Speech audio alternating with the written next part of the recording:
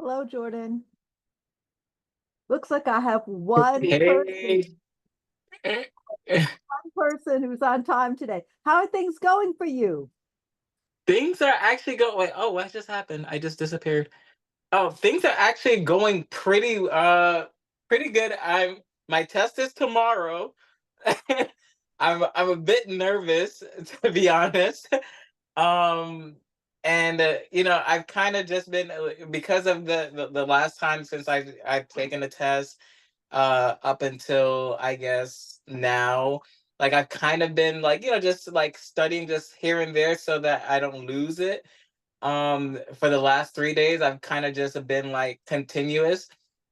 This is kind of why I didn't really like the fact that the only time, well, that was the only time available, but I wanted to take the test as soon as possible. But the only time they had available was like 2 weeks in it, like 2 weeks later. So here we are. I was literally just watching some of your webinars, so I felt like I literally just seen you. I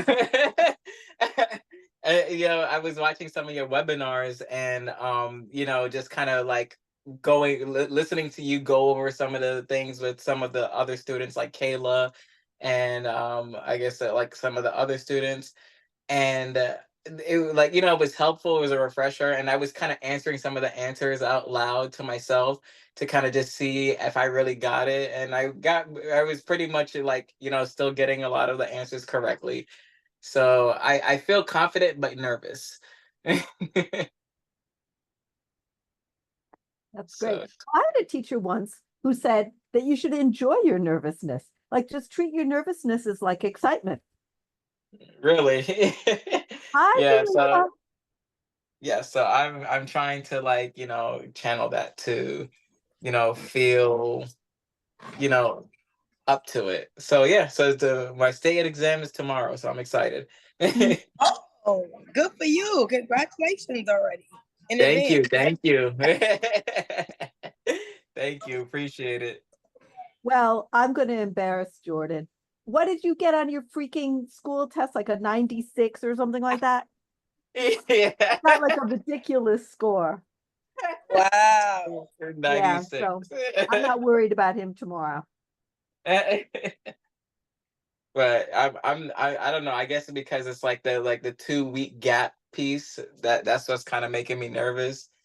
Like trying to just make sure that I'm still retaining the information like before. Mhm. Okay, well, there people are going to be joining us, but there's two things I want to tell you before we get started. The first is that a lot of people, I've been teaching online this week, and a lot of people, because of this heat wave, there's a lot of energy overload, and people have been losing internet service. Oh boy. So what I'm going to do is if you should get disconnected or I should get disconnected, Mhm. if I get disconnected, don't worry, I'll come back. Okay. But if you get disconnected, you can rejoin the meeting the way that you rejoined it just now, or you Mhm. can type in my meeting number for Zoom. So I'm typing my Zoom meeting number into the chat for you. Oh, okay, gotcha.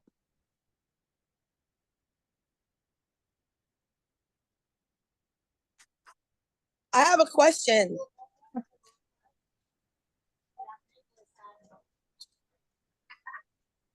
I'm listening. Oh, I didn't know if you was listening. I just wanted to know if I could look at the last webinar. I was trying to look at the last webinar that I missed, the most recent one before this one. I was trying to look at it, on the site, but I don't see it listed there. I don't know how to do that. Are our RELNY people listening? Do we have anybody from the school that's I listening? think the most recent one I saw was in April. Right, right. But it was Oh, one before after that. I went on vacation. Oh yeah, that's right. There was because there was one that I don't know if it was canceled or, but wait, but April. I was You, gone for a month. Oh, okay. oh, okay. So that could be it. Okay. But you were gone Oh, for two did you read months? what RELNY said?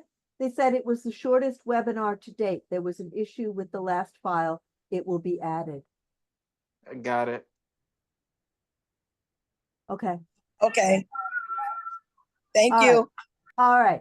So I told you I was going to tell you two things. The first is don't worry if you get disconnected or I get disconnected, we'll just come back. All right. The second thing is that I always ask at the beginning of the class if there's anything in particular you would like to cover. I just want you to throw things at me. That's what I usually do. Yeah, because I'm not nowhere near Jordan. It is. I'm nowhere near he is. So I'm just new at this. I'm just starting. I may need an extension because time is running out and I'm not joining as I would like to. Yeah. Okay, well, you know what I always say? I always say it doesn't matter when you learn the stuff. You can learn it early in the process, you can learn it late in the process. Doesn't matter when you learn it as long as you learn it. So You literally let said that me, in the April Zoom. yeah, yeah. So let me give you, I'll start firing questions at you. All right, now I'm going to tell you one that I got wrong because I didn't know. And so when Jordan takes the test tomorrow, he's going to be smarter than I was. What insurance protects a broker from crimes committed by their workers or sales associates? Can everybody see the chat? Yes. Okay, because what I do, June Lisa, is I type all the questions and answers into the chat. And then at the end of this session, I email the chat to you and then you have all the notes. I feel like we discussed this one, didn't we? Because why do I feel like I You know and the I answer? might have discussed it. No, I mean it's you in your lesson you talked about it. Okay, well, maybe. But what's the answer? Tell me what the answer is. I'm thinking it's errors and omission. Errors and omissions is actually to protect us when our clients sue us. Oh, Our okay. So then clients I say would we have were gotten that wrong. negligent. Yeah, if our clients say we were negligent or we did malpractice. Okay, so try again. I'm guessing the only one that makes sense after that is B. Workers' comp is the government. No, not workers' comp. B, professional liability. Oh, I thought you said D like dog. The answer No, is B's. the answer B. is C, fidelity. Answer is C, fidelity. Oh, fidelity. Yeah. Interesting. Okay, so now everybody's going to get it right on the test. Okay, so you learn from my mistakes. All right.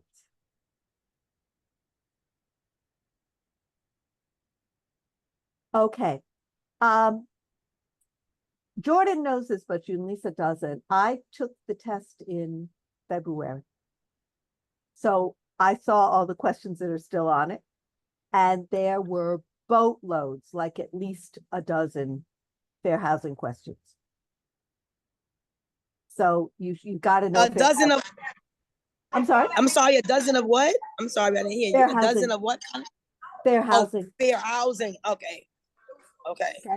So the practice of refusing to make mortgage loans or issue insurance policies in specific areas without regard to economic qualifications is steering, redlining, soliciting, or blockbusting.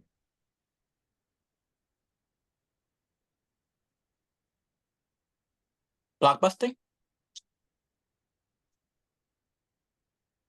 Blockbusting is busting up the block, like destroying the neighborhood by scaring people to move. Oh, gotcha. Redlining? Redlining? Redlining. Redlining is correct. I wanted to guess. All right. You did. You guessed right. Okay, we have someone joining us. Hi, Anna. Hi, how are you? No, you prefer to be called Brianna, am I correct? I'm Anna. You're Anna, forgive me. All right. That's just like what I registered. I registered my like government name on RELNY. Okay, I get it. Okay, what I just want to tell you, thank you for joining us, is people are getting some internet outages due to the heat wave, like the energy use in the heat wave. So if anybody should get disconnected, just come back. Okay. Just come back and we'll be here. And I'm giving you my Zoom account number. Oh, wait a second.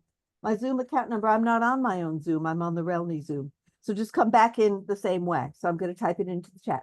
If we, silly me, if we should get disconnected for any reason, just come back into the chat the same way you started. Okay? A lot of students have been complaining about outages. I've had an outage. So just so you know. Okay, so what we're doing, Anna, is we're just firing questions from the test. And these are real questions. These are not like fake questions that I made up. These are real questions that you would be likely to see on a test. Miss Christian, can I ask a question? Sure. If I have to leave early, I don't know how long this webinar is for. If I Uh-huh. have to leave early, will you be able to still email me all the questions and answers still? Sure, give me your email address. Okay. All right. Yeah, Thank don't you. you worry, you won't miss a thing. All right. Thank you. Who holds the down payment? Okay, so when the buyer signs a contract, they're going to make a deposit. And sometimes they call that the earnest money deposit. Who holds the earnest money deposit in New York State? Seller's attorney. Seller's attorney, absolutely right. Jordan, you and I talked about that, didn't we? Yes, we did. Yeah, we talked And then about also, I was literally just watching your April Zoom, and you talked about it there as well. Well, what I try to do, I do repeat myself sometimes. And the reason I repeat myself is that I try to go over and over and over, like the most important stuff that you're definitely likely to see and that people sometimes have trouble understanding. No, that's actually the way how I get it, because you repeat it over and over again. So that's actually how I actually like understand it better, is because I'm like, oh yeah, she said that before. Okay. I'm going to do a math question with you.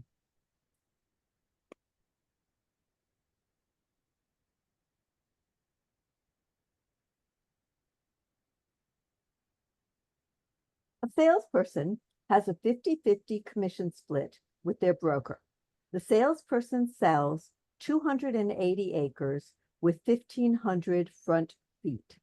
The price is $1,650 per acre. Commission rate is 4%. How much commission does the salesperson get? Now, before we do this question together, I want to ask you, can someone tell me what is a front foot?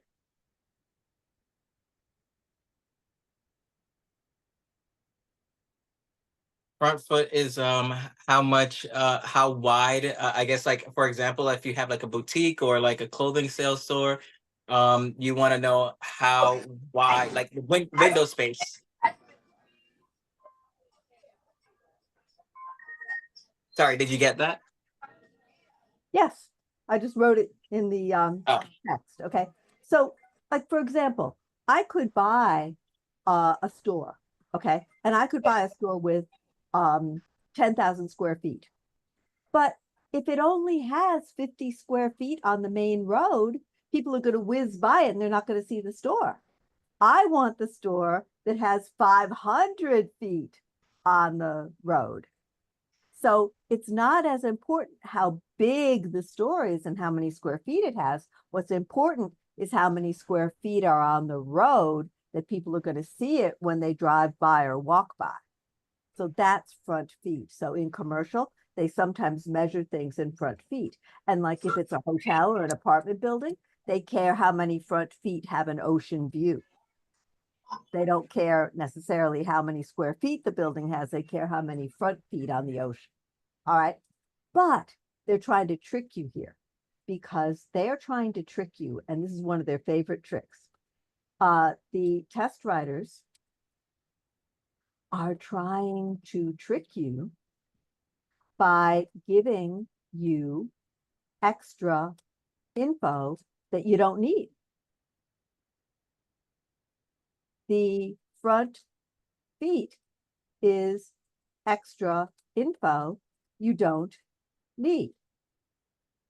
So you throw it out. Okay. Now, what are we going to do? Now it's easy because we say 280 acres times 1,650 buckies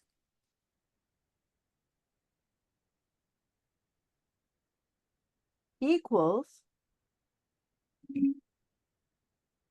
I'm looking for my calculator. Now, let me show you something. Do not take this calculator to the test. They'll take it away from you. Okay, because this is like a fancy calculator, and you can see it's got the cosine and it's got the logarithms and the tangents and the exponents and all kinds of junk on it. Okay, do not take this calculator or a calculator like this to the test. Take an El Cheapo from the dollar store. Okay, so I've got my calculator here and I'm going to go 280 times 1650 and I get $462,000.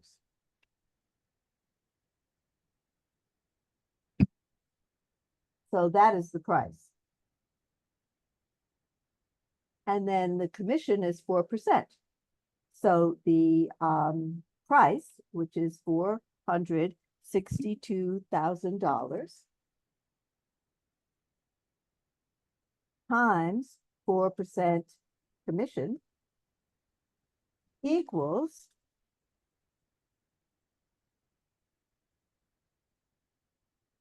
$18,480.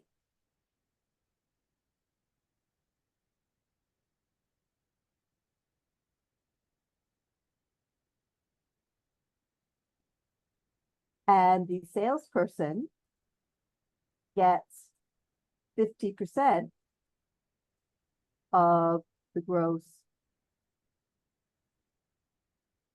commission. So 18,480 times 50% equals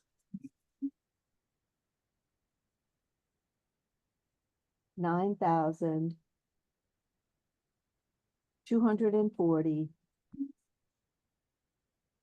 salesperson commission. Let me see if that's the answer. Let me see if I got the right answer. Yes, that is correct.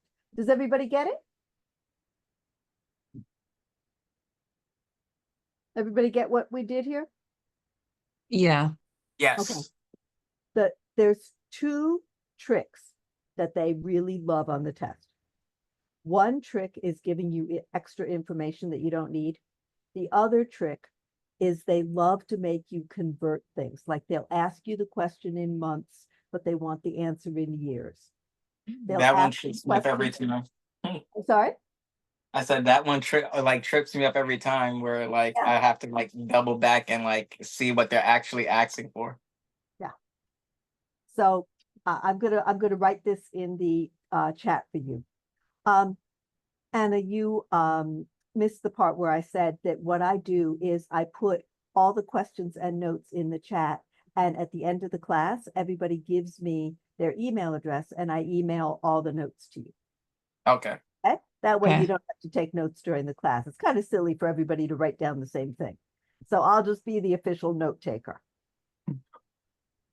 All right, so the test writers, two favorite tricks are, oh, good. In fact, everybody can give me your email address while I'm typing this.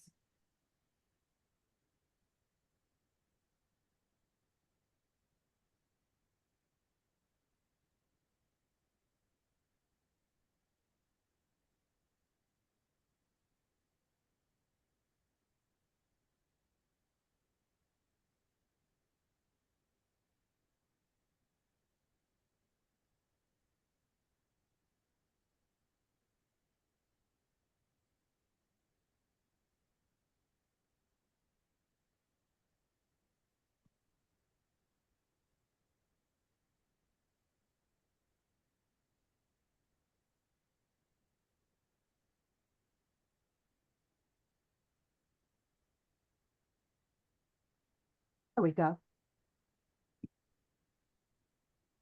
All right. And June Lisa, you're the one whose email I need the most because you're the one who might have to leave.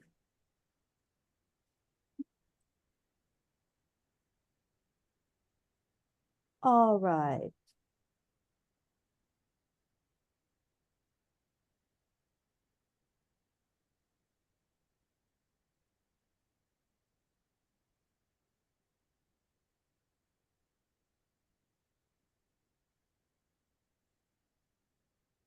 What happens in the secondary mortgage market?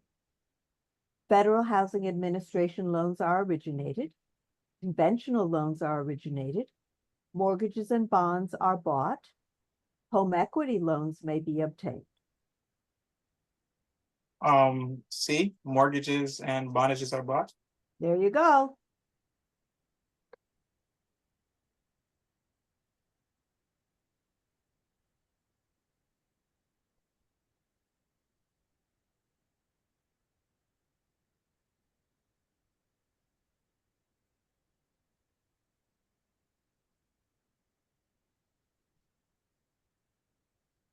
All right.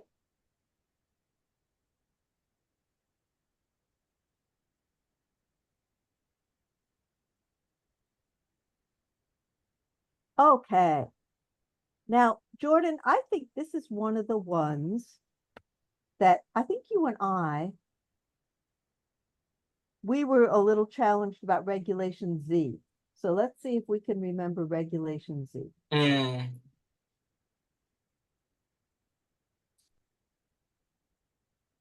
Under Regulation Z, what must ads for real property that include a triggering term, such as amount or percent of down payment, also tell?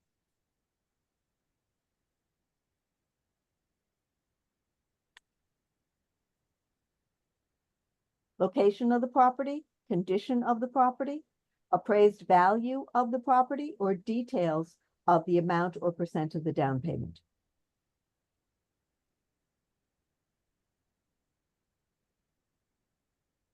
I don't think I've seen this question before. Well, I'm trying But- to give you questions you haven't seen before. Yeah. I'm gonna go with D because if they're gonna mention like how the amount or percent, then they should probably give details. Yes, that's absolutely right. So the answer is D, details. Now, let me explain. The reason that we have Regulation Z is Truth in Lending Act.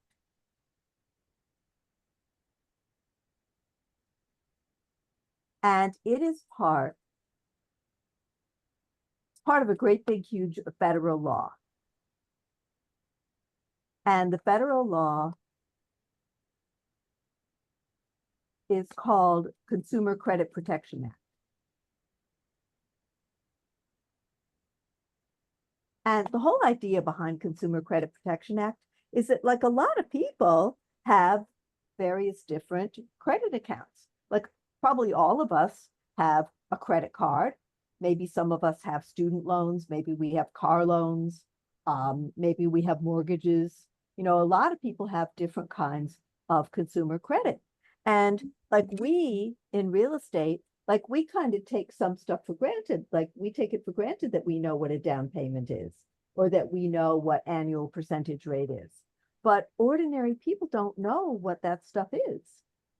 So this Consumer Credit Protection Act says that if we ever use language that ordinary people don't understand, then we have to define it.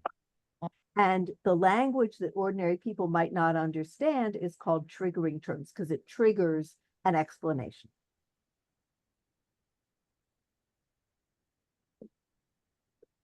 Okay.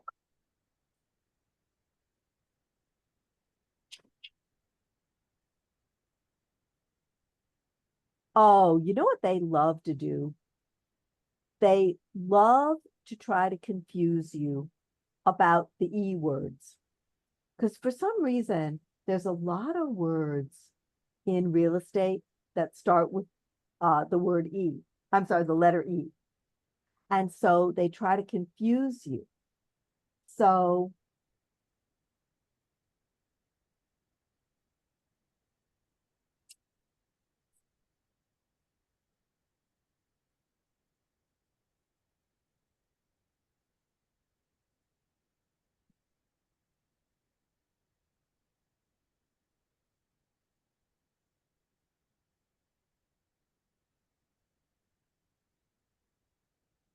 if a property owner dies intestate means they have no will. Testate means they have a will. Intestate means they have no will.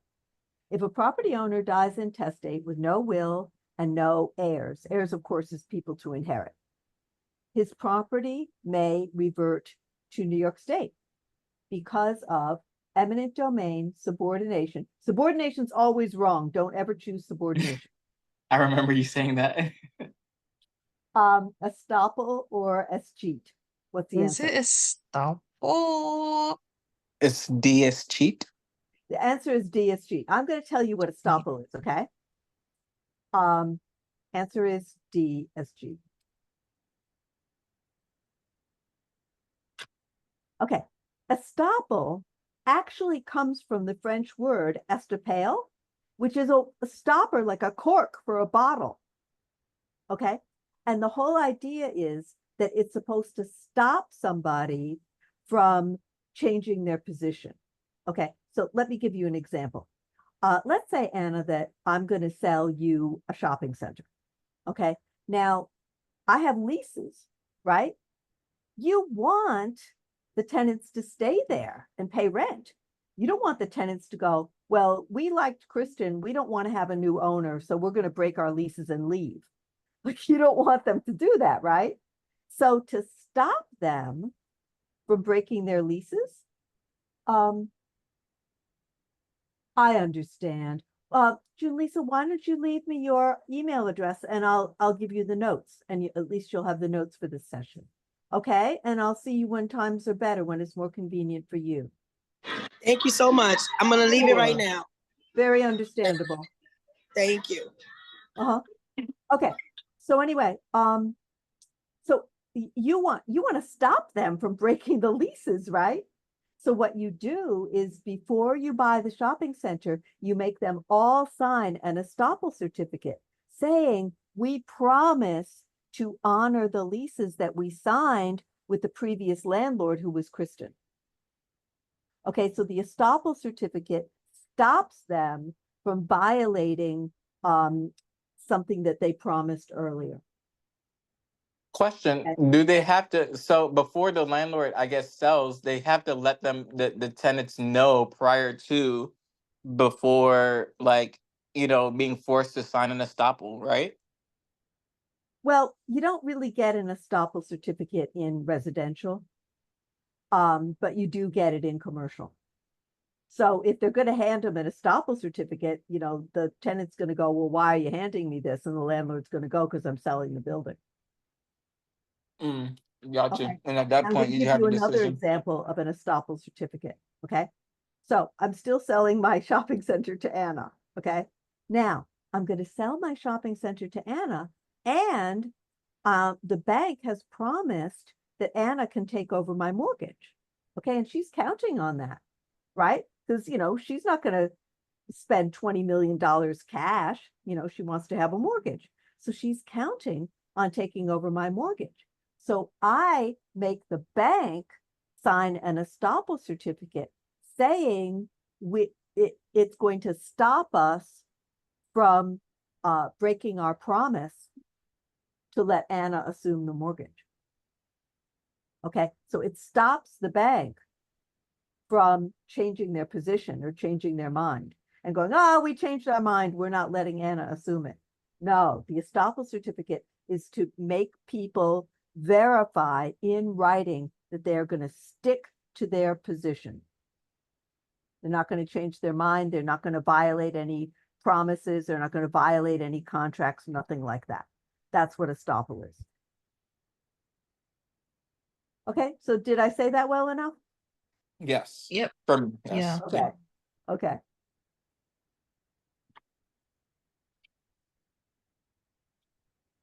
All right.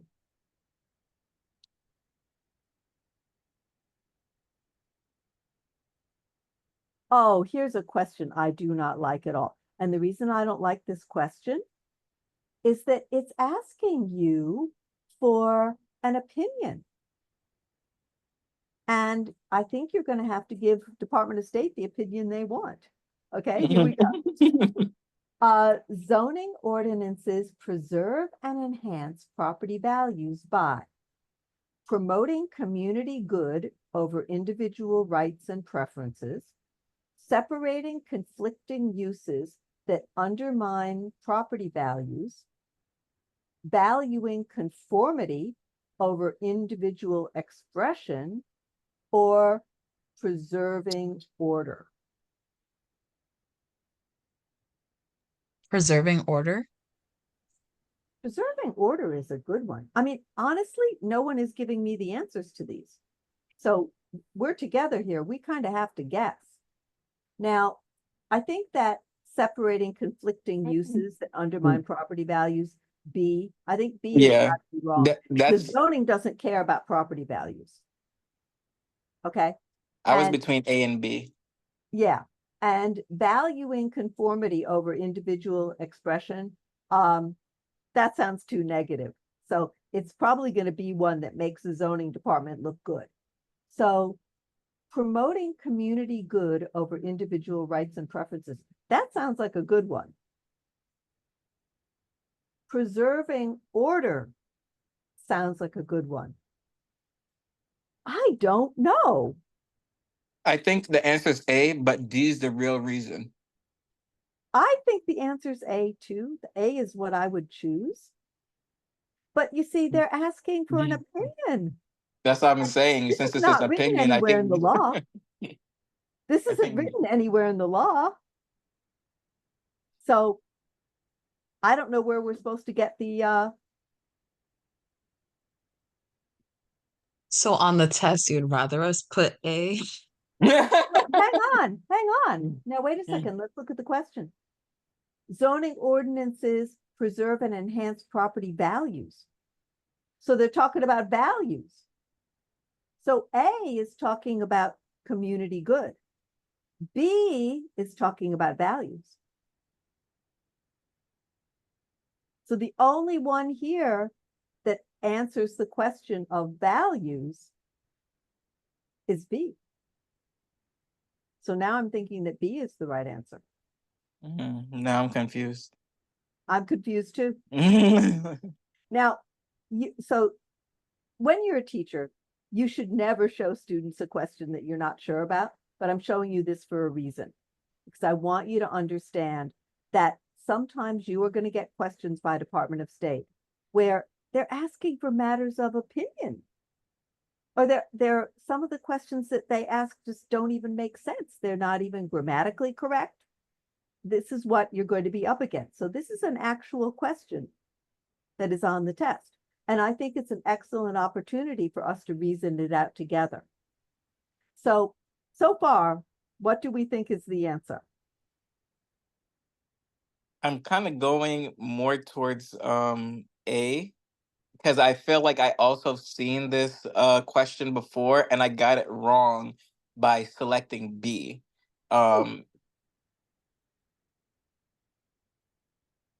See, I think that B might be right for the simple reason that the question says preserve property values. And if you have a house Actually, yeah. in a factory, it's going to kill the value of that house. So separating conflicting uses that undermine property values, or like, I'll give you another example that I saw. There was a case where there were some people who built a hospital next to a cemetery. They weren't thinking, and the patients were looking out the window and seeing a cemetery. That's sad. Yeah, so I imagine. think that's funny because it's like, oh, I shouldn't be laughing, but I just think like someone dies in the emergency room, they could just walk over and just bury them. You really, well, it's sort of gallows humor, right? They call it gallows humor. But yeah, I mean, like they didn't think when they bought the property, oh, what, there's a graveyard next door, they didn't think. So that would certainly undermine the value of the hospital, wouldn't it? So, and there's a lot of things they couldn't use it for. I mean, you probably couldn't use it for a hotel because nobody wants to look out the window of a hotel and see a graveyard. So anyway, my guess is B. All right. So this is a question that is asking for an opinion. It is not reflecting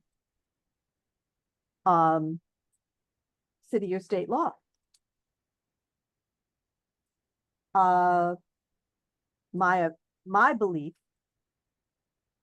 is that choice B is probably correct because the question is about preserving property values. And choice B is about preserving values by keeping a house, for example, away from a power plant, which would lower the house's value. So do people see my point? Mm-hmm. Okay. I wish Department of State didn't do that, but they do. All right.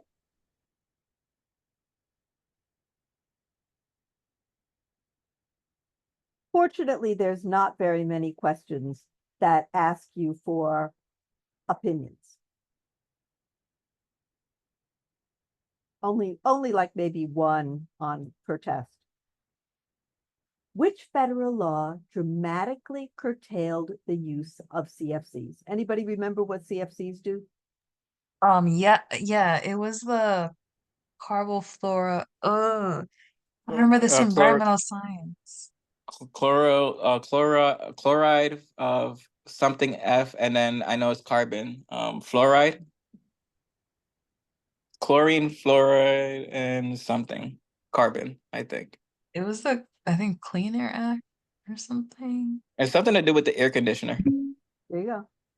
Yep. You're both right on everything that you said. Okay. Now, Anna was correct because the first thing she remembered was the chlorine. And the chlorine is the nasty stuff that's in the chlorofluorocarbons. So what happens is the chlorofluorocarbons, they leak out of the air conditioners and they go up into the air, right? And one of those nasty chlorines breaks off. I mean, you know how corrosive chlorine is, right? Mhm. So one of those nasty chlorines breaks off and it goes. And what the ozone layer is the ozone layer is like one of the layers of the Earth's atmosphere, and it protects us from getting fried by the sun. And what the ozone layer is, it's really simple. It's just 3 oxygens. It's just O3. Okay. So the chlorine comes over and it grabs the oxygen. And then no more ozone. So it's that nasty chlorine that does the dirty work. Okay. But you're absolutely right about Clean Air Act, because what happened was the United Nations got together and they had a big meeting in Canada, in Montreal. And all the countries got together and they said, well, these chlorofluorocarbons are killing us. They're not just bad for people, like with sunburns and melanoma and stuff, but they're bad for crops, they're bad for marine life. They're really bad for the planet. So they said, let's get rid of CFCs. So almost every country signed it, and the United States signed it. So after they signed this international treaty, then they got to go home and make a law. So they came home and they go, well, what law do we have about outdoor air? Gee, we have Clean Air Act. Let's put the CFCs in there. Okay. So CFCs were outlawed by international United Nations treaty. And US changed Clean Air Act to outlaw CFCs. I'm not going to say outlaw, I'm going to say discontinue CFCs in our country. So the answer is A.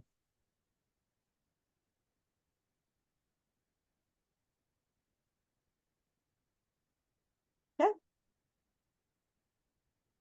Now, if you think of any type of thing that you would like to concentrate on, we can do that. But I'm just going, in the meantime, I'm just going to keep going on and on and on with throwing questions at you. Here is a question that is always, always, always, always on the test. When you see it, you're going to smile because you're going to think of me. Persons with disabilities became a protected class under which law? 1866 Civil Rights Act, 1964 Civil Rights Act, 1988 Amendment to Fair Housing Act, or 1974 Housing and Community Development Act? What's the answer? C. C like cat? C like cat. Absolutely right. Now, Anna, you just started, right? Pardon? You said you just started the course? Well, yeah, last month. Well, no, Okay, yeah, well, June. that's new to me. All right. So you probably haven't gotten to the fair housing chapter yet, have you? No, I'm on about to be on chapter 4. Okay, good. So Jordan, can you remember the way to remember the disabled 1988? I don't think so. Not Oh, you don't remember any. my funny way? Okay. No, I don't. Okay. So the two groups that were protected under Fair Housing Act in 1988 were disabled people and family status. And family status does not mean marriage. It means kids.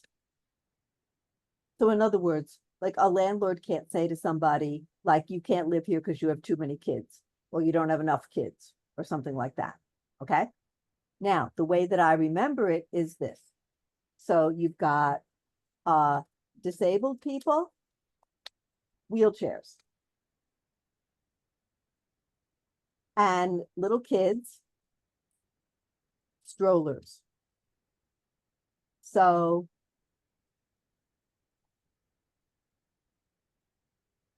1988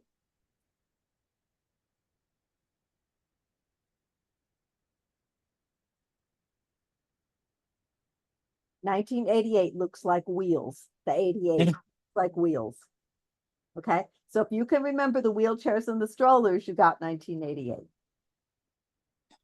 Okay. I promise you that question is going to be on your test. It always is. It's on the school test too. That's a funny way. I don't know why that didn't stick. I know. What I have learned as a teacher is that the goofier I am, the more students remember.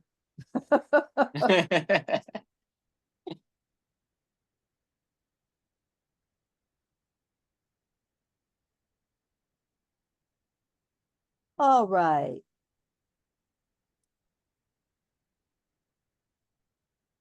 What is, go ahead. Oh, no, I didn't say anything. Oh, that was probably just the echo of you. I'll turn off my audio since it's an Okay. echo. It was probably me smacking my mouth. I was eating candy. Oh, all right. I always just blame everything on the dog.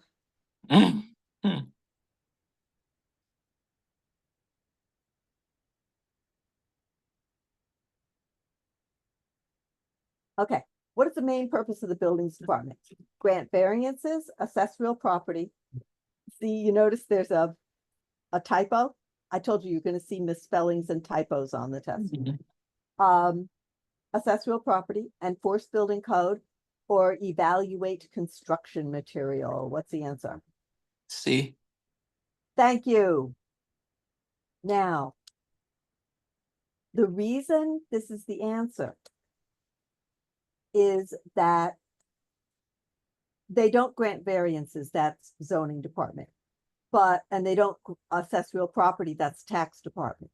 But do they evaluate construction material? Yes, they do. But that's part of code. Yeah. Okay, so building department does evaluate construction material, but it is part of code enforcement.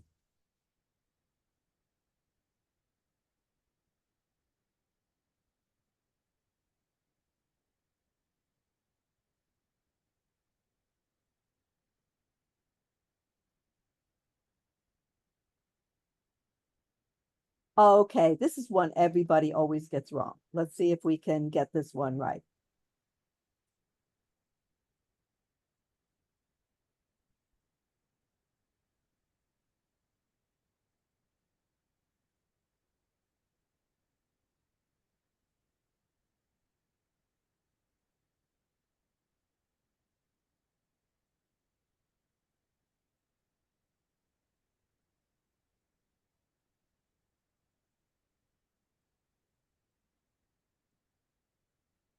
Who improves? They mean approves. Okay, I told you typos on the test. Who approves changes to the exterior of a building according to a municipal ordinance in order to promote compliance, development, and prevent depreciation of existing surroundings development? They want an apostrophe in there, by the way. Surroundings possessive. All right. So I'm going to give you choices. So this is very verbose, and Department of State is very verbose. Okay, so who approves changes to the exterior of protected buildings? Planning Board, Zoning Board, Architectural Review Board, or Landmarks Preservation Commission? See? Architecture Review Board? Ah, very good. People usually get that one wrong. I feel like I remember that one. I think I told you this is that because I used to do architecture in high school. Oh, Yeah. that's great. Mm. All right, now, a lot of people guess landmarks. Okay, landmarks is wrong because the test is for the whole state. Only New York City has Landmarks Preservation Commission. Almost every city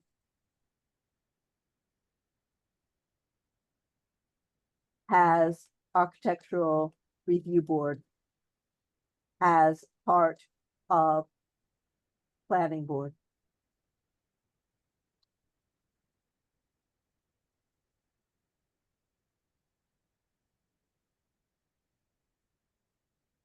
Okay. Also, landmarks only has power over specific buildings that have been designated landmarks. Architecture Review Board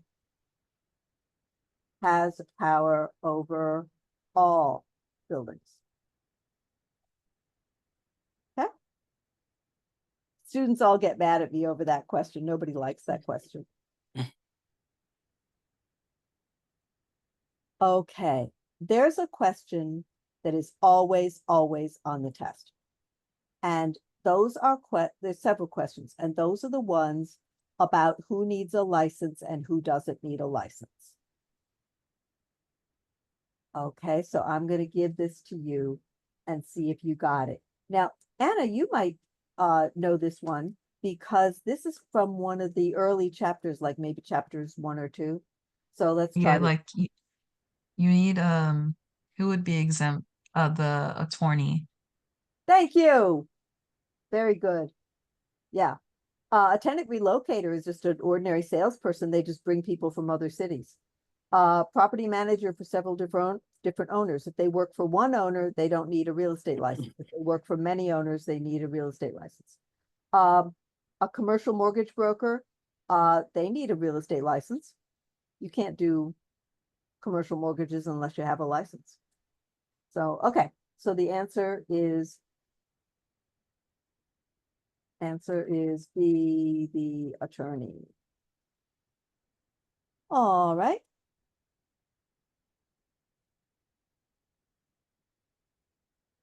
How many questions is it again on the state exam? 77.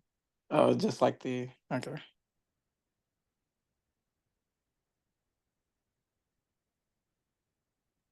77 questions. Is there written or is multiple choice? All Oh, multiple. multiple choice. Oh, The school okay. test is multiple choice also. Can you get like, I don't know, do they have like extra time for accommodations or no? Yes, it depends. Like sometimes I get students who have low vision or they have ADHD or something like that. And there's a place on Department of State website where you can write them and ask for time accommodations. And those time accommodations can be things like people with low vision, like they can give them a reader, like a person who reads the questions and answers to them. Or people with ADHD, they might give them extra time. They also immediately ask you if you need assistance when you're registering for the exam. They asked if you need any special assistance. Oh, that's great. That's Oh, new. okay. Wait, I'm so confused. Wait, I thought this class, it doesn't come with the option to take, because I think it was Debbie, she said that I can take the test from home, but I don't kind of want to do that. But at the same time, is that true? I think Like, she's talking about the school test. oh, okay, never mind.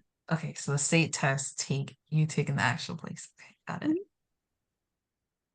And you have to be really careful when you go to the state test because those proctors are very strict. Like I'll give you an example. I went there once to take the test, and I always take extra calculators in case my battery dies or something. So I went there. I had 3 calculators. And by the way, you can't use your watch as a calculator. It's got to be a real, like, physical calculator. So I went there, and before the test started, there was a lady who forgot to bring a calculator, and she asked me if she could borrow one of mine. So I go, okay. So I gave her the calculator, and it came from the dollar store, so it cost me $1, right? So I got up to leave, and the lady goes, "Do you want your calculator back?" I'm like, and she goes, "No, really, do you want your calculator back?" And the proctor said they were going to kick me out of the test. And Wait, then proctors, huh? wait, kick you out because the lady asked if you want your calculator back? They were going to kick both of us out. I didn't say anything.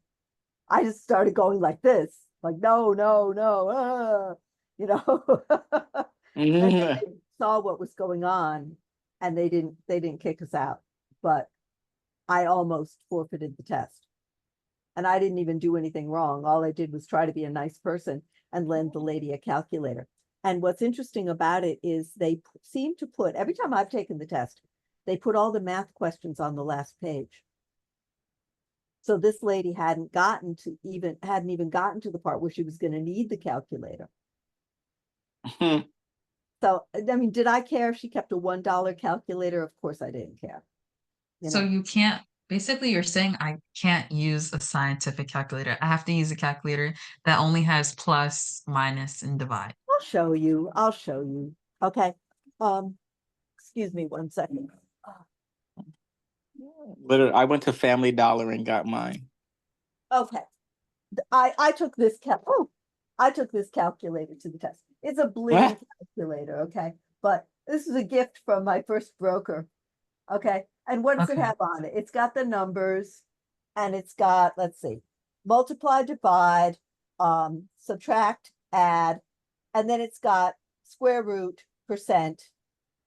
And then it has that little memory thing. And what that means is that, like, if you're going to multiply a bunch of numbers by the same thing over and over again, like if you're going to be constantly dividing something by 12 months, it can remember the number 12.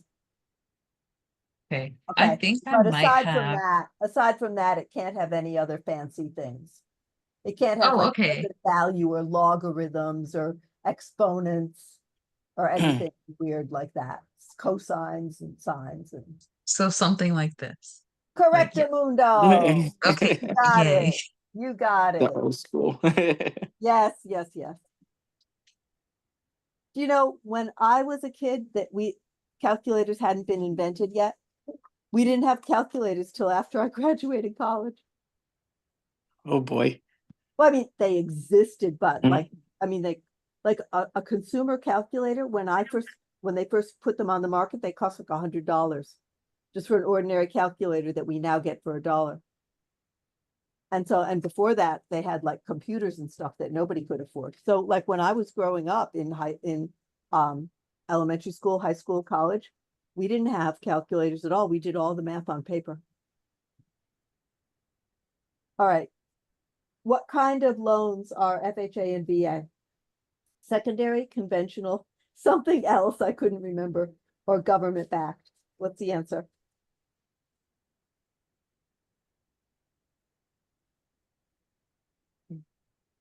Government backed. Government backed, because FHA and VA started out as government organizations established by, the federal government. I just assumed because I'm in the military, so and I got VA and I know that's backed by the government. So There you I'm go. just like I'm like FHA gotta be the same thing. Yeah, Federal Housing Administration. The name kind of gives it away, doesn't it? Okay. I have a question. I know I asked you this, Christian, but I just wanted like Jordan's perspective.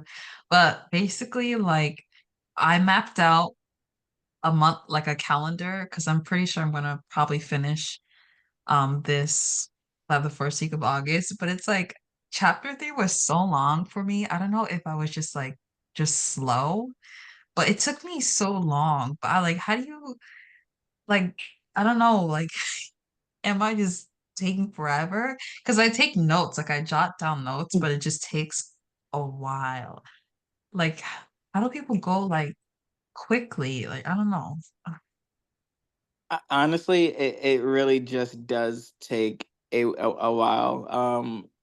I spent hours like literally, and if you and honestly, it's like if you really want to dedicate that much time to it, right? It's like so for me, it's just like so and if you have flexibility work because we have a life, right? So for me it's just Yeah, like if you I have that work. flexibility with your job, then Mhm. sometimes like I would be like playing it and then I'll have like my AirPod in my ear and I'll play it and then I would like kind of be at my job and sort of just not really doing much, but so I'll get through like some of the things that way.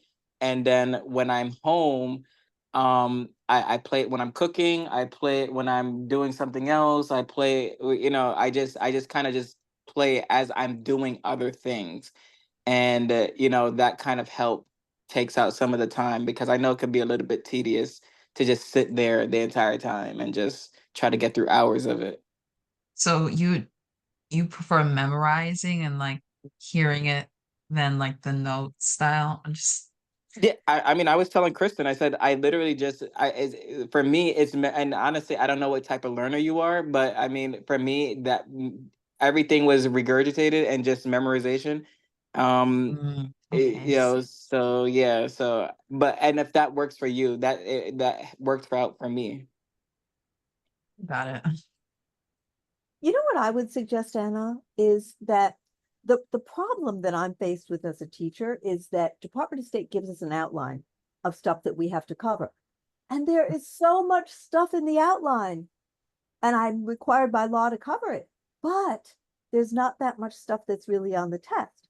So first and foremost, I would try to listen. Like when I say, I guarantee this is on the test, or this is definitely on the test, like I would pay attention to those things. And then Mm. also the questions, like when it has the quiz questions at the end, like every so often it has quiz questions and it has lecture questions and chapter questions. Those questions, you're going to see them again on the school test and the state test. I designed those questions to be similar to what you're going to see. Because So I like, think paying attention to the questions, and also I think you've done the right thing by coming to this because we're going over the questions. So I think being question oriented helps you separate the important stuff from the unimportant stuff. yeah, because it's like I watched the lecture and I don't know if you could see this, but like this Oh, is like everything, like this whole, I don't you know. wrote the textbook. Yeah, and it's just like I'm running out of ink for every single one of my pens. It's just like I'm trying to like what am I doing wrong? Because like there are people who are ahead of me and I'm just like still like what's going on? You know, that's great though, because you're probably learning a lot. Because I don't want like this just for just taking the exam and passing. Like I actually like when I'm doing the actual real estate work, because I forget things. Like I don't want to be the stupid person in front of my client, like I want to like pull this up and like, look through my notes for something. Well, see, that happened to me because what happened to me is that I got my license when I was very young and I was very immature. And so I had a bad attitude and I didn't pay attention in class. And the only thing I cared about is I just wanted to pass. I didn't want to learn anything. I just wanted to pass. And so I had a very bad attitude. And what happened was, like, I would be in real life situations and my clients would know more about real estate than I did. And it was embarrassing. So you're absolutely taking the right approach. Okay, it just takes me longer. Yeah, it takes a little longer, but um, another thing that's really good is to pay attention. Have you looked at the exam readiness meter? Yes, I've been looking at that every single day. I'm That panicky. thing is phenomenal. I think RELNY is the only school that has it. I think they invented it. And it has been, in my experience with my students, incredibly accurate. It was accurate for you, right, Jordan? Oh yeah, very. Because I mean, I got what, a 94 on the readiness, and then I got a 96 on the school exam. So I'm hoping for 100 on the same now. I'll probably Yeah. get relatively around the same, but yeah, it was pretty accurate. Mhm. Got it. I'm just gonna keep pushing. I like work on this every single day, so I'm just gonna continue. Yeah, and honestly, what you'll start to notice is that like what I do is I kind of also relate it to just if you kind of just think about I don't know if Kristen, if you said this like in this, or I heard you say in another live webinar and that kind of just stuck with me, but like something I also do when I was like, going through the exam, the reason why I could remember like a great deal of the information is that you have to remember, with real estate, everybody's just trying to make money. So if the answer sounds like the person would lose money or the state would lose money by doing this, it's probably like not the correct answer. Like if you just think about it on just a human basis kind of level, um, they're trying to, like, either the buyer, the seller, everybody's trying to get a good deal. So if you're going to answer a question, think about it from that perspective. If if it's asking for a question in favor of the buyer, then the answer should be something relatively close that would make the buyer in a better position. Okay. If that makes sense. Yeah. That's good advice. I've been also like watching Million Dollar Listing New York Oh, as a I'm yeah. part watching of that. my What episode are studying. you in? I'm in episode Oh my 3. gosh. No, I watch it like 5 or 4 episodes like after I finish studying.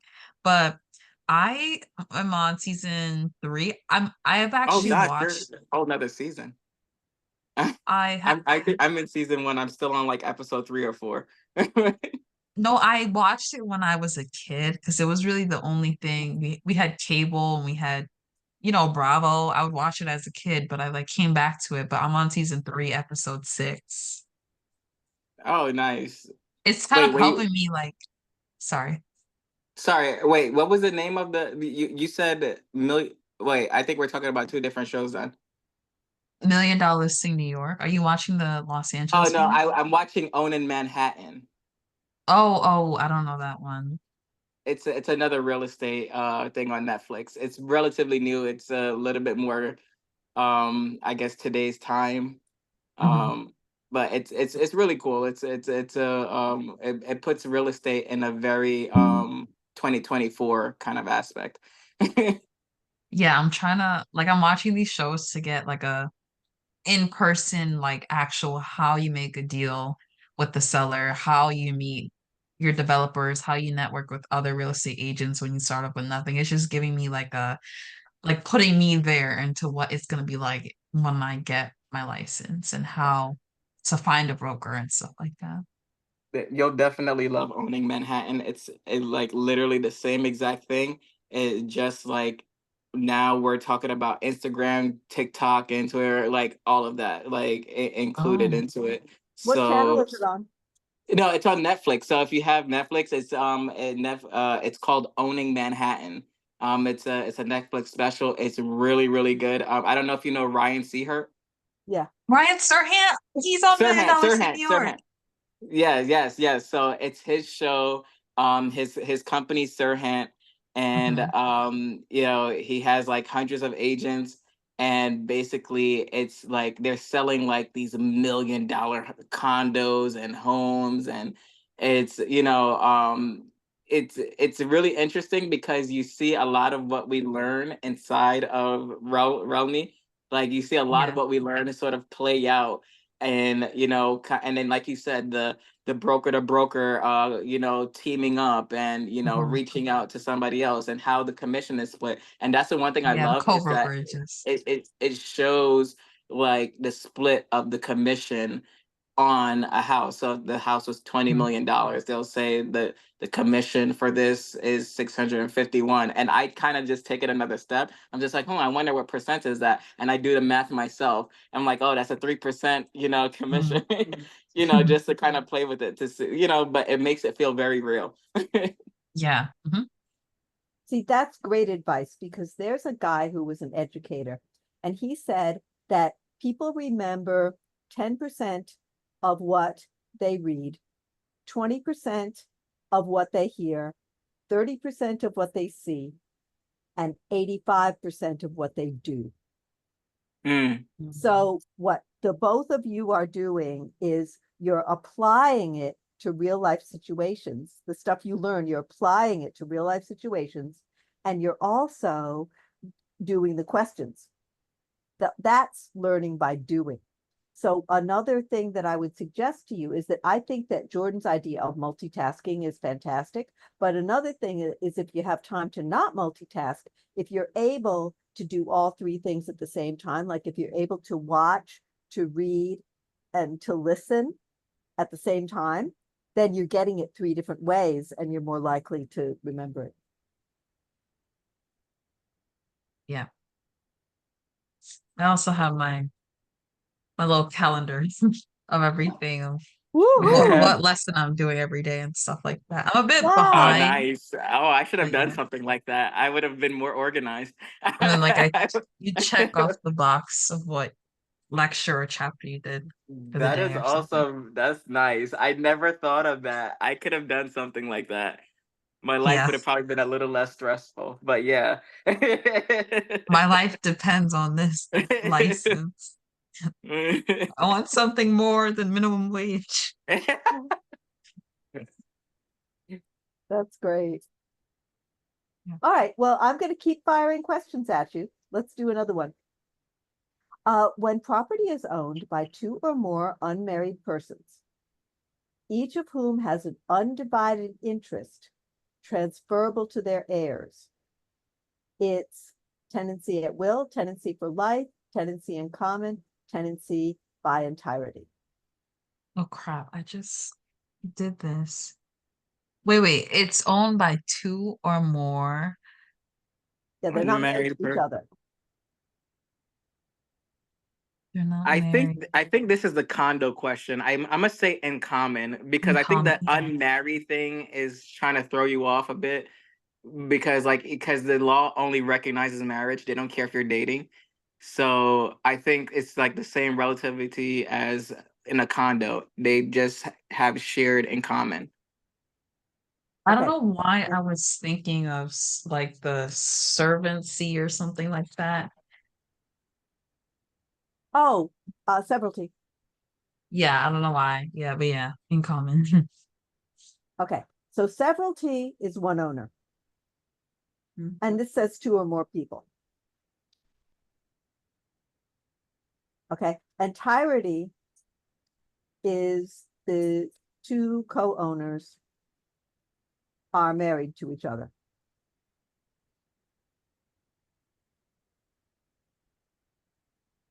Okay, if two or more co-owners are not married to each other, they can be tenants in common or joint tenants. Mm, And the difference is what happens if one of the owners dies. got it. Mm.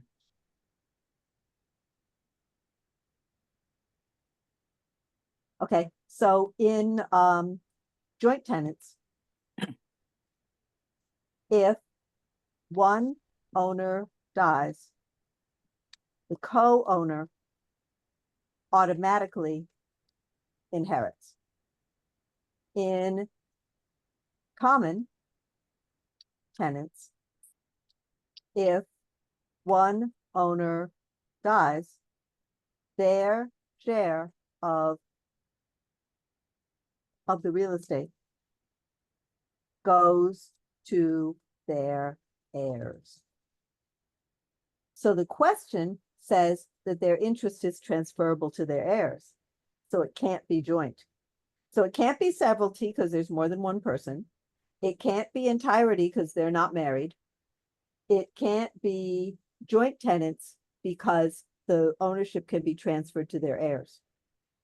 So it has to be common.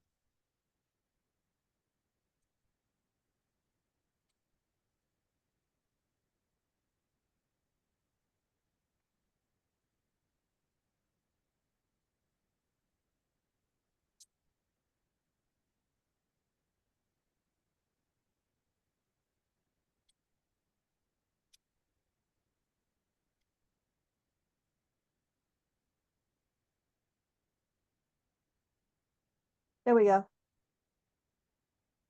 All right. Oh, this one is always on the test. Always, always, always.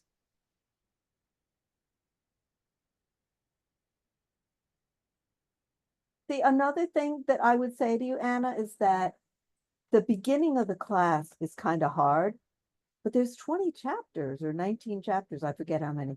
And by the Nice. time, yeah, okay. By the time you get to the end, you're like, this is, it's like falling downstairs, anybody can do it. And at the beginning, it seems challenging, but it gets easier and easier as you just get used to it. I could attest Yeah. to that. Yeah, I could. Yeah. What is the highest type of ownership in real estate? Life estate, leasehold estate, Simple. simple estate, or qualified fee? Be simple. Right. Thank Fee you. simple. Oh. Yep. I should know that. I just didn't fee simple.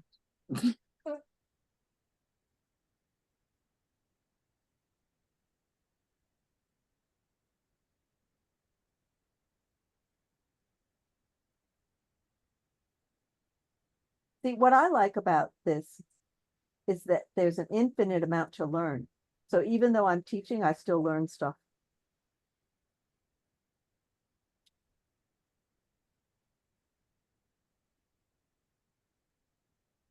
Oh, I want to tell you something. Does anybody remember property condition disclosure statement? Well, Anna wouldn't remember it because she hasn't gotten there yet. Jordan, do you remember property condition disclosure statement? Yeah, like if there's a lead or something like that in the house. Yeah. In other words, what it is, let me tell Anna what it is we have a state law that says that when somebody sells a house, not a co-op or a condo, just a house. If somebody sells a house, you have to give them this 6-page form to fill out. And like Jordan said, it has all these questions like, does the house have lead paint? Or does it have asbestos? Does the roof leak? Like stuff like that, right? It used to be that if the seller didn't fill out the form, they had to pay a $500 fee or $500 fine at the closing. Oh, yes, yes, yes. I actually, that was in the lectures before. Okay, It was like if the buyer wasn't aware, when signing, excuse me, the seller had to pay a fine right, for not disclosing. right. They changed the law. They removed the fine. Now, My. I'm going to tell you. See, you and I might think, oh, wow. So they made it easier. Like now you don't have to do it. You don't have to pay a fine. Nah, because what people were doing is they were going, well, I don't want to fill out this form. I'll just pay the $500 fine. So everybody was paying the Oh, fine to get out of filling out the form. So they got rid of the fine. So now it's even worse because somebody could be prosecuted. They could be sued. Like there's all kinds of consequences they could have now. And we don't even know what the consequences are going to be because they only changed the law like last month. oh So let me put gosh. that in the, yeah, let me put that. And all the lawyers are debating going, oh God, we wonder what Department of State is going to do now that they got rid of the $500 fine. What are they going to do to people? She went to jail. You're going They to, could, they could, or it's a misdemeanor. They could literally That's go to so jail. like it's just so dumb because it's like the government's like, oh, yes, we're getting money. It's a revenue for us, but then they're like, oh no, this is not wrong. It doesn't follow ethics. Let's change it. yeah, I was gonna say like, cause are they? I feel like are they changing it because they're getting money for the fine, but I think it's more of at least it sounds like a lot of people are complaining because they're buying like houses in terrible conditions, and a lot of reports are being made because of, and then also like if a lot of reports are being made, they're going back to check for the paperwork like, hey, did you sign it? And a lot of people didn't do it, most likely. So it's like, okay, we're getting complaints and then you guys are not filling these things out, so we don't even want the money anymore. We just want Well, people to stop actually, calling no, us. hang on. They weren't getting the money because you know why? They gave the money to the buyers. Oh, $500 went to the buyer, so Department of State wasn't even getting the money. oh yeah, yeah. So Yeah, yeah, so now they're double mad. Now yeah, we're double mad. yeah. Yeah, they're gonna probably start sending people to jail, or probably just saying, "Hey, now you can't even sell the house. Like we're just canceling your whole contract." So I'm telling you this so that you know that that's no longer going to be on the test because they take out stuff if the law changes, Mm.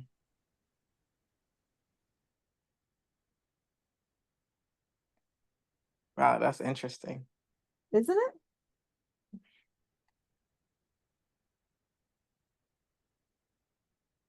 Okay, which is not an essential element of a contract. Here we go. Written format, lawful objective, competent parties, or earnest money deposit?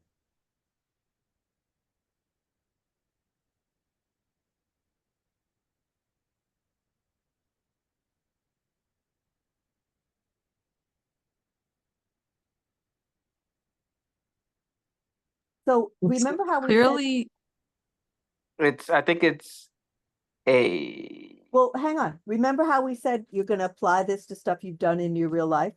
Okay, so every single time that you have signed a contract, okay, you've had a lawful objective, you've had competent parties, meaning they have sound mind and they're 18 years old. Every single time you've signed a contract, have you placed a deposit? Oh, no, like, yeah. Okay. yeah, I was So gonna say D D. because Yeah. contracts have to be written, so it wouldn't Well, some be A. contracts have to be Yeah, written. that's That's why I fine. got confused because not all contracts are written because Not there's all. implied. That is correct. Not all contracts have to be Oh, written, okay. but some of them do. But yeah, that makes sense because you don't necessarily always put down a deposit just because you join a contract. Right. You only have to put down a deposit if it says so in the contract. And most Exactly. contracts don't say it.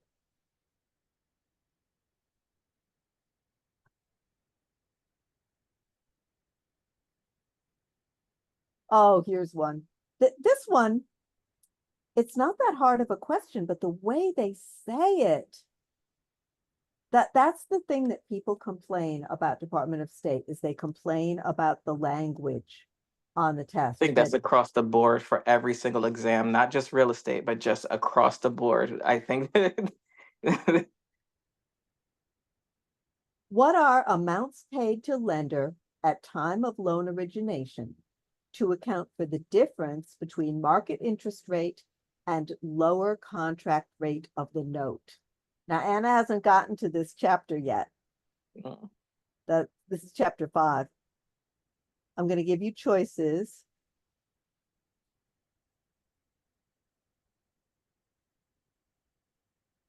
Okay. Closing fees, discount rates, discount points, or amortization points. I'll give you a hint. There's no such thing as amortization points. It's something they made up.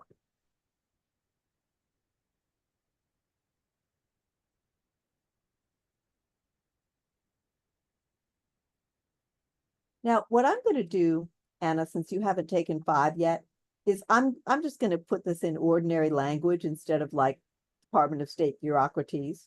Okay. So what is cash paid to bank in return for a lower interest rate on the mortgage. on the mortgage promissory note for the life of the loan? So in other words, here's what's going to happen. I'm going to walk into the bank. I'm going to go, hi, bank, I want a mortgage. Okay, Kristen, that'll be 6%. 6%? That's kind of high. Okay, tell you what, Kristen, we'll give you 5.5% if you pay us cash. And I go, how much cash? Well, you pay us 1%. 1% is 1 point. If you pay us 1% of the loan amount, we will give you a discount on your interest rate for the next 30 years. So what's that called? When I pay them cash to get a discount on my interest rate. Discount rates? Or point? I don't know. Discount points. I'm paying them 1 point, which is 1%, in order to get a discount on my interest rate. So the answer is C, discount points. A point is 1% of the loan amount, and borrower pays the bank 1% in return for a discount on the interest rate for next 30 years. Points are very popular because the bank likes them because they get their money now. I'm handing them a wad of cash. Borrowers like it because they get a lower interest rate. They get a discount on their interest rate for the next 30 years. Okay, so the answer is discount points. That Can I one tell you is, what I don't like it? go ahead. Yeah, I was can I tell you what I don't really what I don't like? And I think I mentioned this to you before the last time we did this question. Um, it's not even like almost so much of like how weirdly it's written. It's that I think this is the only time I've ever heard them use the term discount points. Like, and I think that discount like verbiage just kind of just threw me off because it's like for the longest it's just been points, how many points, and then for this one they say discount points, and then it's just like, is that even a real thing? Like, I know a point is a thing, like, if I pay a point or two, then I get a lower interest rate, but I think the word discount threw me off. Good. Well, that's why we're doing this. Also, are you limited to the amount of points you can pay? You're not limited, but you get sort of like the law of diminishing returns, where it gets to the point where, like, if you have that much cash lying around to pay that many points, then why don't you borrow less money from the bank and then you'll really pay less interest? Yeah, got it. Makes sense. So banks, usually people don't buy more than like 2 points. Usually Oh, they okay. get like 1 or 2 points. And then the What I other are was thing thinking. about it, I'm sorry. Oh, nothing. You can go. Sorry. The other thing about it too is that there's a time element too, because it you have to own the home for a certain number of time to like, okay, pretend I pay the bank $10,000 in points. Well, how many years do I have to own the home before I save $10,000 on interest? And if I Mm. pay them $20,000 in points, now I have to own the home for a really long time in order to get back $20,000 in savings. So it has a time element too. Oh. But you're saying that's savings and not equity? Yeah, it's savings. Because think about it this way. Let's say, okay, you know what? I'm going to show you, um, I'm going to show you a slide so that you'll really, I mean, you saw the slide in the course, but I'm going to show it to you again so that you will really understand how this works. Let me just get it here.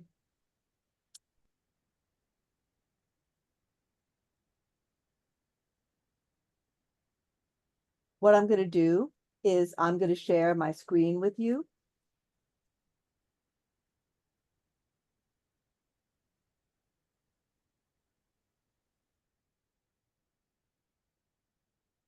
Okay. I found it.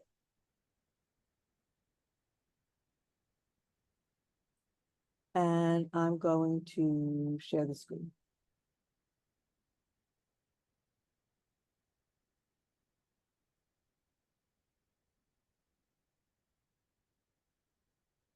Okay. So points are interest paid in cash to the bank in return for a lower interest rate. All right. So I want to buy a home for $1 million. The bank is going to lend $800,000 for an 80% loan to value ratio. They offer 5% interest without points, or 4.5% interest if you pay them 2 points, which would be $16,000, because 1% would be $8,000, right? So 2%, 2 points would be $16,000 on your $800,000 30-year loan. If you sell the home after just a few years, you'll actually lose money because you haven't yet saved the $16,000 because your monthly payments are lower. So let me show this to you and then you'll understand. Now, this is a calculator. And what I did is I fed all this information into the calculator. So I've got the home value is $1 million. The loan amount is $800,000. Going to own the home for 30 years. The interest rate without points is 5%. The interest rate with points is 4.5%. And we're buying 2 discount points. So you press calculate, and then it comes up with the answer at the bottom. Now, on the bottom, if we have no points, the monthly payments are $4,294. On the right-hand side, if we buy points, monthly payments are only $4,053. So we're saving like $241 a month by paying points. But we are paying $16,000 worth of points. So how long does it take for that $241 a month to add up to 16,000 so that then we start saving money? Well, the answer is it takes 66 months, which is 5.5 years. So if you're going to own the home for less than 5.5 years, you're going to lose money by paying those 2 points. But if you're going to own the home for more than 5.5 years, you're going to save money every month. And the longer you own the home, the more money you're going to save on interest.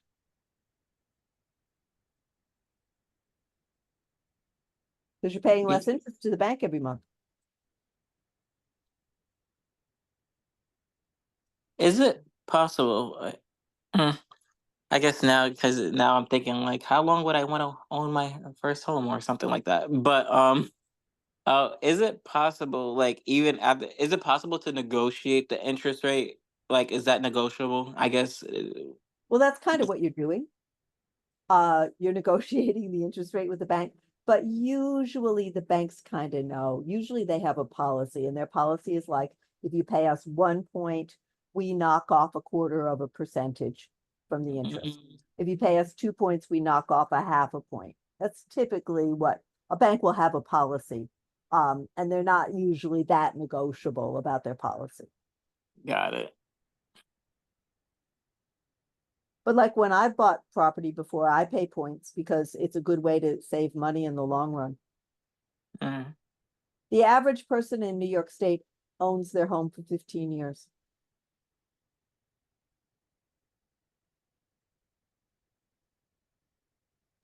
Okay. What so is closing costs? what about closing costs? Like, what is it? Because I hear it a Oh, lot. yeah. Nobody knows what closing costs are. And that's why, seriously, that's why there's a law that says that banks have to give borrowers like a little book that explains what closing costs are. So closing costs are things like you have to pay for the appraisal, you have to pay for insurance, you have to pay for a title search, like to go back and in history and look for any legal problems. You have to pay for insurance, for title insurance, in case the title research report has a mistake. You have to pay for your lawyer. You have to pay for the real estate broker if you're the seller. You have to pay to record the mortgage. You have to pay for transfer tax. So all of that crap is closing costs. Who pays it, the buyer or the seller? Well, they both pay closing costs. Usually, if you don't count the commission, usually the seller pays less closing costs than the buyer does. Okay. But if you do count commission, then probably the seller pays more than the buyer does. Isn't there? Well, I'm probably getting ahead, like with these little tricks and little rigmaroles. When it comes to like a way how I guess you can possibly not pay a closing costs. Well, a lot of things you can't get around. Like the bank isn't going to give you a mortgage unless you get an appraisal, and you can't get an appraisal unless you pay the appraiser, So it's like Oh, and the bank isn't going to give you a mortgage unless you have insurance on the property. Because if the property burns down, the bank isn't going to take a loss. yeah. You can't get insurance for free. But that being said, there is such a thing, and this is not on the test. Okay, I'm telling you about it, but it's not on the test. There's such a thing as a seller concession. Okay. That's what I was thinking. And okay. Now what a seller concession is like, it usually happens with people who like it's their first time purchase and they don't have a lot of money. Okay. So pretend they're going to buy like a starter house in upstate New York for $100,000, which is entirely possible. Okay. So you have like people who are just starting out in life and they're going to buy their first home and they're going to buy a home in upstate New York for $100,000 and they don't have very much money. The closing costs are going to be $5,000 and they don't have $5,000. So you know what they do is they change the price to be 105,000. Okay. And Mhm. then the bank finances 80% of it. And the bank mortgage is paying for part of the closing cost. Yeah, that's what I was thinking. Yeah, people can do that. I mean, if you get a good mortgage broker, they know all kinds of creative financing tricks like that. And well, I guess this will be a question but I don't know if you would know. So I'm looking to buy my first home probably within like not next year. Next year is when I'll be starting like the groundwork. Mhm. But I'm guessing maybe like early by the beginning of 2026 or end of 2025.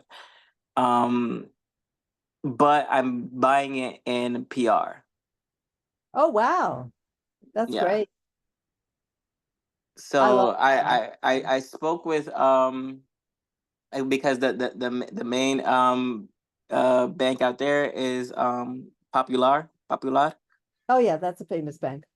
Yes. So I just like reached out to them to kind of just get an estimate on what based off of just my income and what they would be offering me, but that's about as much. I don't really know much about when it comes Right, to buying. pre-qualification.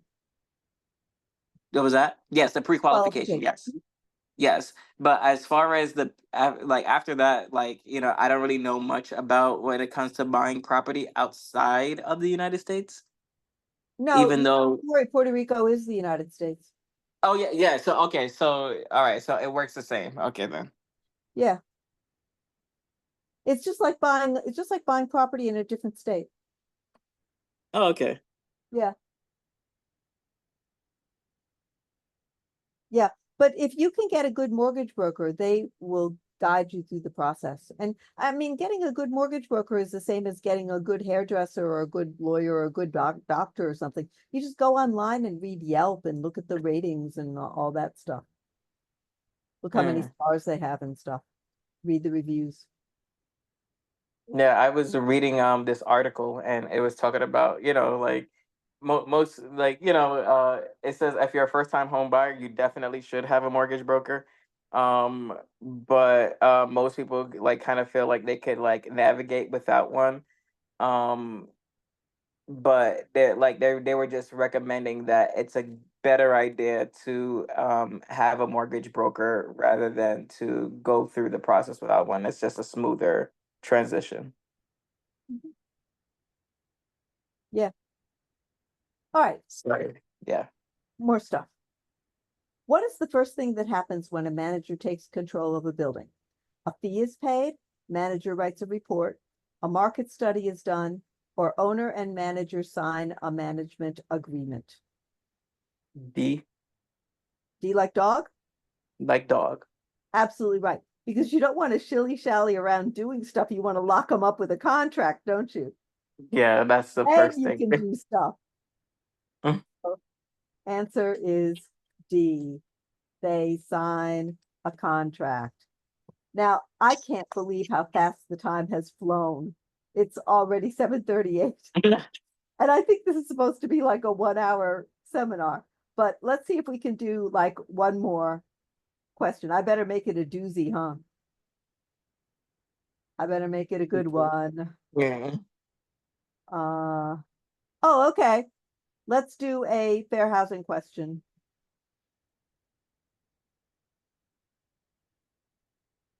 I'm telling you, fair housing is the most important chapter. Uh, to whom should complaints about civil rights violations be directed? Housing and Urban Development. Well, I shouldn't tell you. I shouldn't give it away what the Hey. answers are. Thank you.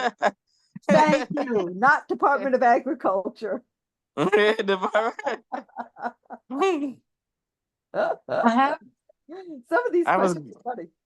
I was thinking Fannie Mae. No, Fannie Mae just buys mortgages. They don't, No, I know. I have a quick question before yeah. this ends.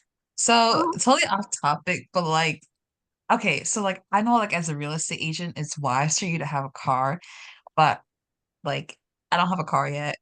I'm 19. I know I don't have a car, sad. But I just like I'm not ready for that liability. But like, is it is it like kind of like embarrassing to like depend on like Uber or something when like you're showing houses? Like, will that be awkward? well, where are you located? And like, well, Brockport, but I want to have a, Oh, we've I want to go spoken to, spoken about that. yeah, like Rochester area. Oh So yeah, it's yeah, yeah, like, yeah. Because I know where Brockport is. Because I went to University of Buffalo. yeah. So like, I want to work with a brokerage that's like in the city, but it's like showing these houses that are like in the city and in rural areas. It's like I don't have transportation, so like I could just Uber and stuff. But like, is that like rude to like the seller or the buyer? See, I don't know what is the culture in that particular community. Where I live, everybody uses Uber. Because everybody has a car here. I was just gonna say, like, if you're looking to work in a city, so like I'm from the Bronx, I live in Queens, and if you come to the city, like to drive, you're probably gonna be in traffic a lot. Yeah, And yeah, I yeah. mean, Finding it's not, parking. yeah, finding parking. So honestly, I most really, and if you watch Owning Manhattan on Netflix, you know, see most people take public transportation, the subways, the bus, you know, it's more common to just set up a time with, and your clients, if your clients are gonna be in the city, they're most likely taking public transportation as well. Um, and even if they're not taking public transit driving, like it's New York City. Everyone knows that we use public transportation here. So originally, like I'm from like downstate from Westchester, but like this is upstate. So I'm upstate, like rural for Mm. Are you talking college. about So like in the when you say the city? Do you mean like Rochester? yeah, like Rochester area, because Yeah, like you know, Oh, I I was don't have a thinking like, car. yeah, I was thinking the five boroughs. Never mind. No, yeah. I mean, I would ask that question of the brokers. because I don't want it to limit me Yeah, from yeah, like, yeah. Ask the brokers. okay. Yeah. But see, another thing too is like I don't know how walkable Rochester is, but like where I live, it's extremely walkable. And like somebody will go, like I want to live in the Columbus Circle neighborhood, and like you just walk around to like every single appointment because it's so close. Yeah. Or maybe I could just book my rides ahead of time on Uber or something to You can make do it look that like too. I have drivers. Yeah, yeah, yeah. But there's no shame in Uber. I mean, people use Uber all over the country. Yeah. I think It's just Uber's like I kind was of just thinking elegant. like I would be embarrassed if I had to do like an open house and like I can't get there quickly and I gotta call an Uber. I wouldn't worry too much about it, but just why don't you make that one of your interview questions when you interview for jobs with brokers? Okay. Yeah. Because a lot of them like I look on Indeed, they're like must have transportation. I'm Well, that like, depends if it's I think suburban. it's, Maybe they concentrate in the suburbs. yeah, I was just gonna say, I think they're like, I find it interesting how like the culture is so different, outside of New York City, because like in New York City, I mean, if you take a Uber or whatever, or like if you get off the bus or the train, um, that's pretty normal to do here. yeah, So it's not like a thing, but I could understand being in a more rural area where they're just kind of like, this is the way how we known business to flow a little bit more efficiently. So they might like look at you weird for not having your own vehicle, but I I don't know. Like, yeah, I think it's more of just having a conversation. yeah. I'm just gonna have to talk to the brokerage I joined about that.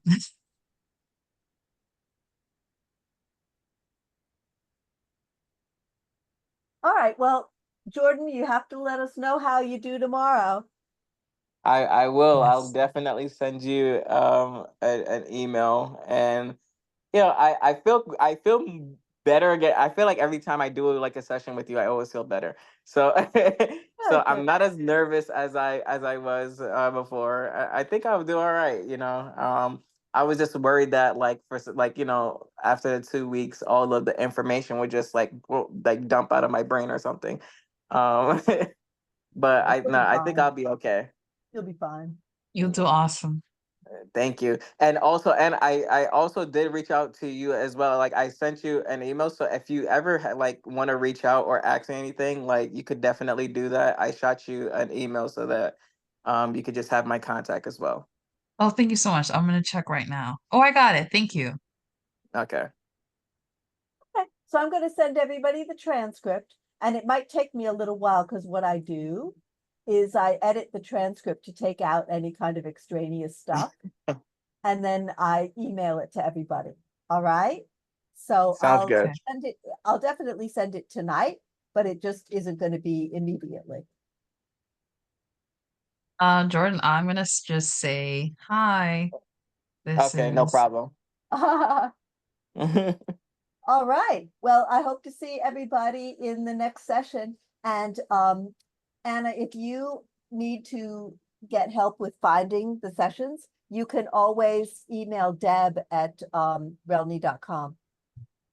okay. You know Deb, right? Yeah. Okay. All right. Thank Jordan, you a did you bunch, just Kristen. yeah, thank you. Did you just get like what I sent on text? Just Yeah, wanted yes, I to just got your yes, I Oh, did. Thank okay, you. good. I got it. Thanks. Thank you, Christian. Thank you, Jordan. Okay. Thank you. Good night. Good Good night. night.